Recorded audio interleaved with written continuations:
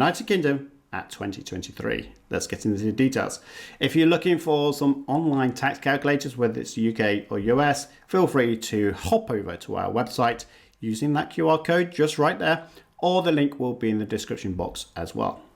Okay, we need to think about IHT free amounts for inheritance tax. So inheritance tax lifetime allowance, each individual gets £325,000, but if you're a couple, you get £650,000. So that is the tax-free amount of assets, and we'll describe what that is a little later on. You could get a residential nil rate band in addition to the IHT lifetime allowance as well. And again, you have a single rate and a couples rate. So £175,000 for an individual or £350,000. It is tapered away, which means it gets reduced to zero once you have assets above 2 million. So you need to have this taper allowance. A little bit complex, but it's worth getting some tax advice just on that. And if you have a business, then it's possible to have 100% relief from that, deferral really, from inheritance tax on those type of assets.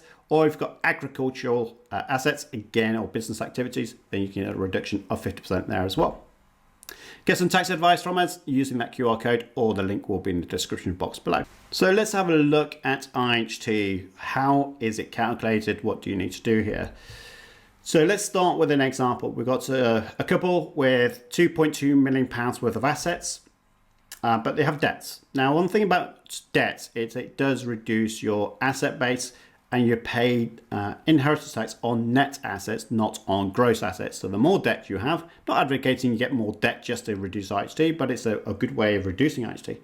As an example here, actually, if you raise £100 worth of debt, it could save you £40 worth of inheritance tax. So is that worth it? Maybe. You have net assets of 1.5 million based on the 2.2 minus the £700,000 worth of debts, less IHT lifetime allowance. In this example, I've used £1 million, which is utilizing as a couple the £325,000 times 2, so 650, and the residential nil rate band as well gives you the million. Now, again, the 2 million taper relief is on the net assets, not on the gross asset value. So here they keep all of those reliefs, and they kind of IHT allowances is 1 million. Therefore, taxable is £500,000.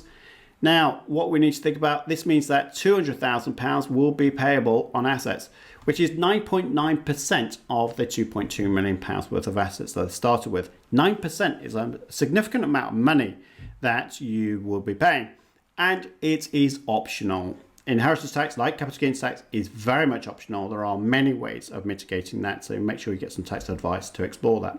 So I want to explore some tax tips for inheritance tax purposes. And let's think about the first one. So gift assets to loved one, could be loved ones, and live for 7 years. So if you make a gift and you live for 7 years, then you do not pay any taxes on that. But what if you make a gift between 1 and 7 years? Well, inheritance tax is still reduced from the 40% as long as it's more than 3 years. So if you gift an asset within 3 years, doesn't count, you still pay 40%. But it is reduced all the way down to zero between the 4th and the 7th year.